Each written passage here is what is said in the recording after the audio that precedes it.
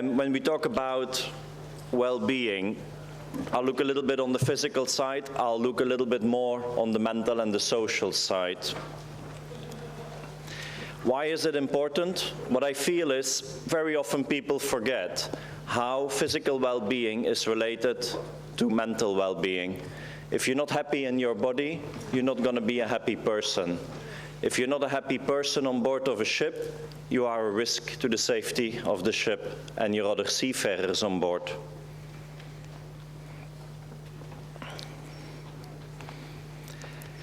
Statistics. 64% of seafarers are considered overweight. A Big Mac is about, what, 270 calories? One extra cup of rice, plain white rice, is the same calories as a Big Mac. There are a number of Asian nationalities who love to have a second cup of rice with their food on board. That's the equivalent of having an extra Big Mac.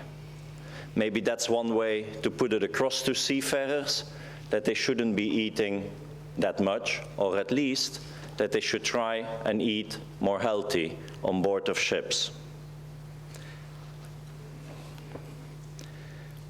Almost all seafarers agree food is very important on board in order to be happy. A large percentage would agree that they want to eat healthier on board. But strangely enough, 20% of them also get food in their cabins. So they say on one end, yeah, sure, I want to eat more healthy, but on the other hand, they'll go and put stuff in their cabin and eat. One of the main things missing will be vegetables, fresh food. I know MLC is requiring you to train chefs now. Not sure how much in reality that makes a difference on board of ships. I don't feel it when I do surveys and when I get food on board of a ship, that it is necessarily healthier than when I was at sea. Training, really important there. Not just for the chef, seafarers as well. Make it clear to them how much food they do require in a day as compared to how much energy they burn and what kind of food. Why? Easy. This is something we see very much in our illness statistics when we look at our claims that we pay. Very much it's related to lifestyle. Second point, exercising on board. I don't know what it is. I think life on board of ships must have changed since I was at sea. I used to be quite a lot more active when I was on board. Nowadays, people seem to be stuck in their cabins or in an office on board of ships. They don't have the same level of activity anymore. There's quite some variation there with the type of gym equipment that you can get on board of ships. Not too sure I'd be happy to go to the gym in a, I don't know, an empty container with a bench in.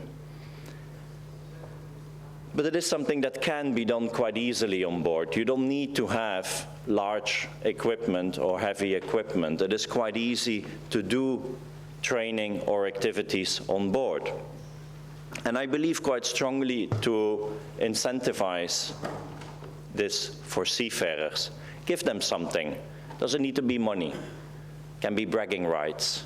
It can be a variety. It can be a little bit more leave time. It can be simple things. Some money for social events on board of ships. Something to make them compete with other seafarers. I was speaking to one of our owners last week. He started giving out Fitbits to his crew. And he was remotely monitoring how much steps his seafarers were doing. He compared it with himself, being office-based. Not only how many steps, but also how well these people are sleeping. I know MLC work rest looks very good on paper, But if you look at a Fitbit result of sleeping, it's not the same as what it looks like on paper. There is a problem there. Again, why should you do this? Why do we need to look at physical well-being? Very much because we tend to pay all these claims. Not that I don't want to pay claims, it's your money we pay it with. There are way too many illnesses that can be easily prevented by having a better either PME system in place prior to joining or having healthier crew on board of the ships. Looking at mental well-being, and it was mentioned last night as well at the award dinner, there has been an increase in suicides among seafarers. There is, now everybody agrees, an issue with mental well-being on board of ships. We all know contributing factors. We all know that seafarers are away a long time from from family at home. We know that shore leave is not an easy task these days. There is stress everywhere. Again, what can we do about this? I think this really we need to look at education again. There are many programs available for seafarers. There are various helplines available, and we saw even an app now last night as one of the winners. So that is available, but do seafarers know that this is available? Do they know that they can call? Another item I would like to, I've mentioned this previously, but I would want to have a mental champion on board. It does not need to be somebody who has psychological training. It doesn't need to be a shrink that you put on board, but somebody that can recognize a problem in somebody else on board.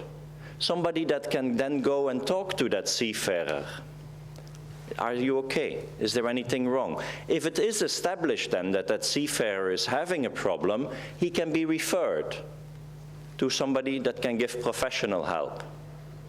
Now the problem, of course, the problem, of course, is that these days everybody is running away and there's no social life anymore on board of ships. People all go into their cabins at the end of the day. I'm generalizing. I'm sure there are exceptions and that some ships do have a social life. What are some of these distractors? Everybody is having their own personal devices. There's plenty of Wi-Fi on board these days, and people will go and chat with their family in their cabin, or they go and watch a movie.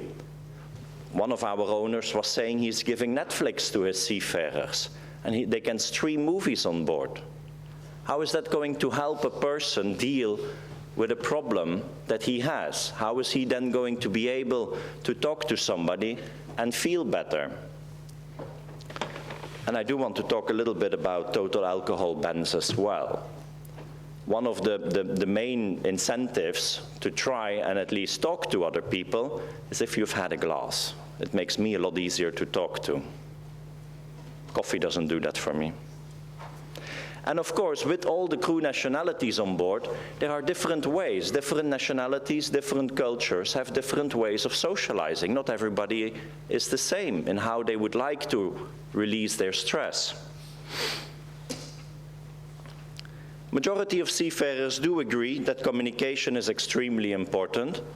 I think if you have a company now that you say, I'm not giving any internet access, I'm not saying Wi-Fi, not giving internet access to seafarers, you're not going to have many seafarers that want to join your ship. The vast majority of seafarers believes that this communication is crucial for their well-being. So switching off the Wi-Fi on board of ships is not going to help. It is a given these days that seafarers want to have access, to be able to call their family. But it can be controlled better. I would not recommend having Wi-Fi in cabins. Definitely not on a bridge or in an engine control room. Make Wi-Fi or internet access accessible in common areas. If then they receive bad news from the family, if then they feel lonely, they have somebody else they can talk to. If they call in their cabin and something is wrong at home, what are they going to do? They'll just crop it up and they'll feel bad. Anything we do, what I feel, we should try and improve the socializing on board, get people to talk again on board. And that can be done when I was talking about incentivizing earlier. You can organize activities that are both physically active and promote the social well-being. Ping pong matches, basketball games, make people do, well, even karaoke if you can start dancing at the same time. Anything that makes people move, have a laugh with each other, it'll make them feel better. But that's not happening on board of ships, and that is what needs to change. Have a competition between different ships. The one that can do the most steps on a monthly basis will get front page news in the next magazine for the ship, for the company. And again, I would very much be I know I'll talk up against all the oil majors here. I don't think there are any, but I don't think having an alcohol ban on board is a good thing. I'm not saying that you should roll in the whiskey barrels, no, but organize, I need to stop talking. Sorry, alcohol restrictions instead of alcohol bans. Thank you.